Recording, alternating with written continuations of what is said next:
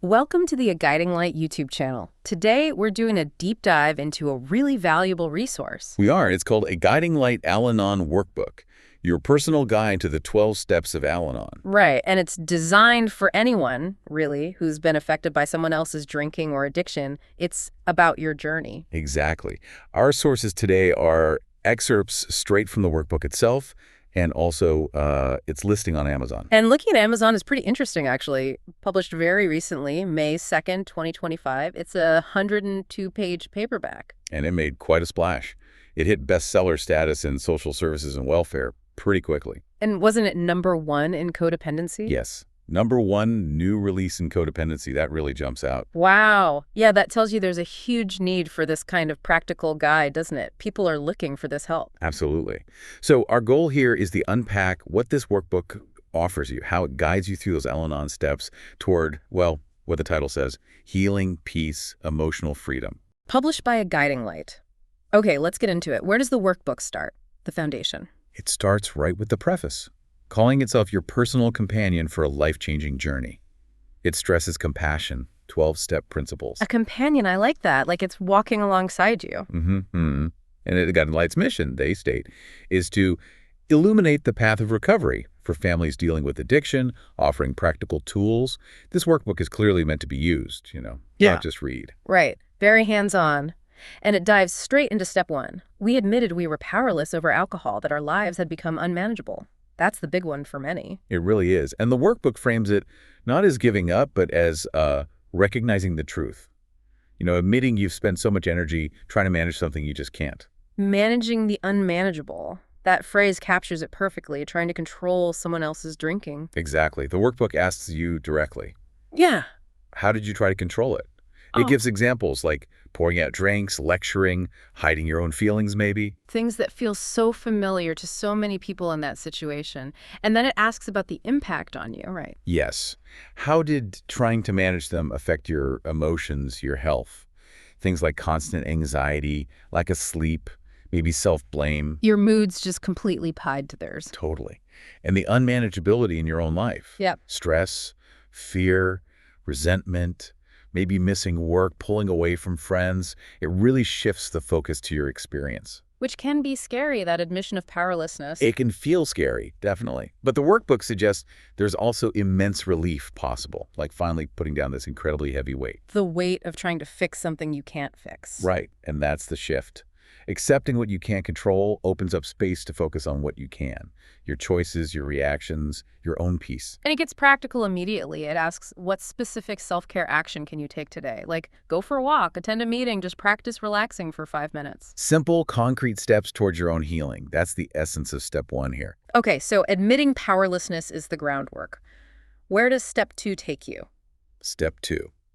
Came to believe that a power greater than ourselves could restore us to sanity.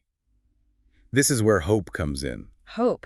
After facing that powerlessness, that's crucial. The idea you're not alone in this. Exactly. You don't have to figure it all out yourself.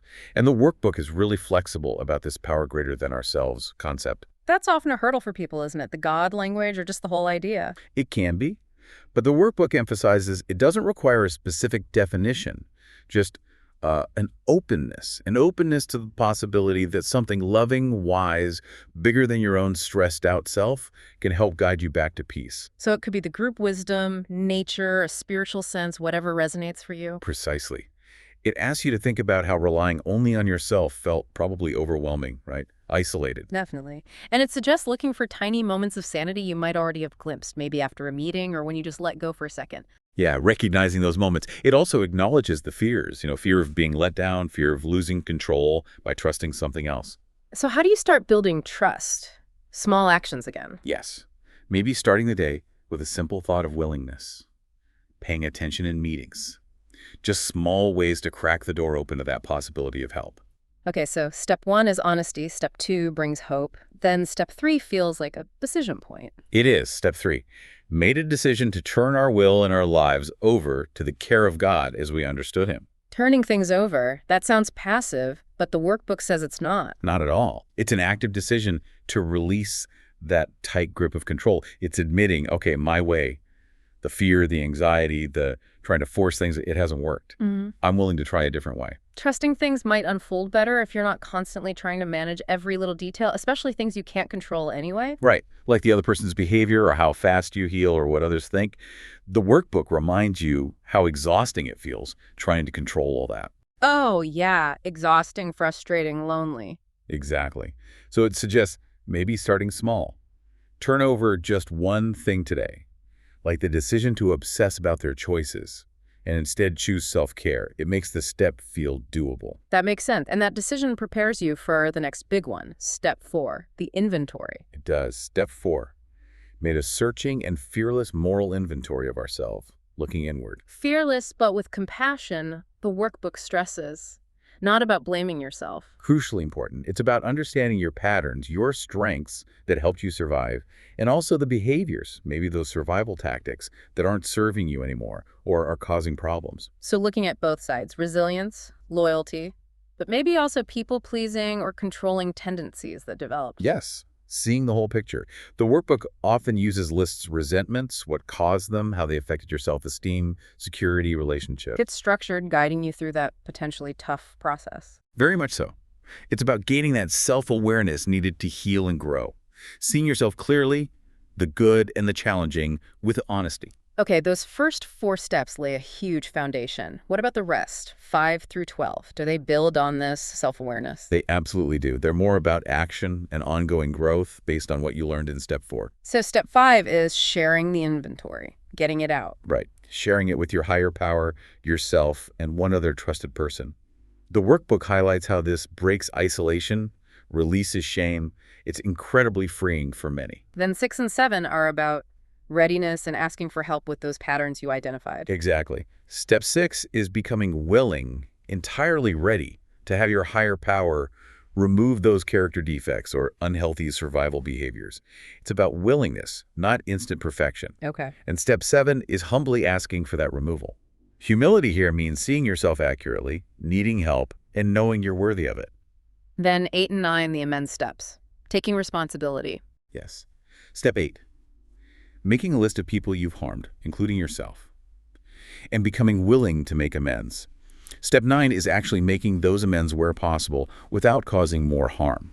It also talks about living amends. Changing your behavior going forward. Precisely. It's about your integrity and peace, not forcing forgiveness. And step 10 keeps it going daily. It does. Continued personal inventory, promptly admitting when you're wrong. It's like daily maintenance for emotional balance and honesty. Keeps things from building up again. Step 11 sounds more spiritual, prayer and meditation. Improving that conscious contact with your higher power. Praying not for specific outcomes for others, but for knowledge of your higher power's will for you and the power to carry that out. Moving from reaction to reflection. And finally, 12, spiritual awakening and carrying the message. Yes. Experiencing a shift, a spiritual awakening as a result of the steps. Then carrying the message of hope to others, living by example. Not fixing them, and practicing these principles in all aspects of your life. Living the recovery. The workbook really emphasizes this is ongoing, doesn't it? A lifelong journey. It does. The parting message reinforces that. The steps are a foundation, tools for daily living. You become, as it says, living proof that change is possible. That's powerful. So this workbook is really a practical toolkit for that journey. Definitely. Breaking down these big concepts into manageable steps, questions, reflections, making it accessible. And it includes resources too, like hotlines and websites. Yeah, it connects you to Al-Anon, AA, NA, other fellowships, vital support networks. Great. And you mentioned people can find more from a guiding light at agl911.com. That's right, agl911.com for more info and products. Okay, good to know. And of course, you can grab this specific workbook right on Amazon. We encourage you to check it out. And hey, if you're finding this helpful, please like this video and subscribe to the A Guiding Light channel. Absolutely. It really is designed to help you start or deepen that personal recovery work. So wrapping up, this workbook seems like a clear, compassionate guide through the Al-Anon steps, helping you shift focus from the chaos around you to building your own internal peace and strength. It translates those powerful principles into daily actions and self-reflection. Which leads to a final thought.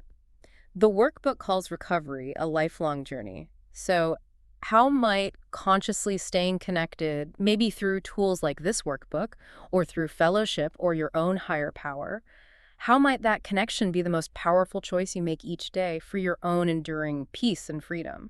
Definitely something worth reflecting on as you move forward on your path.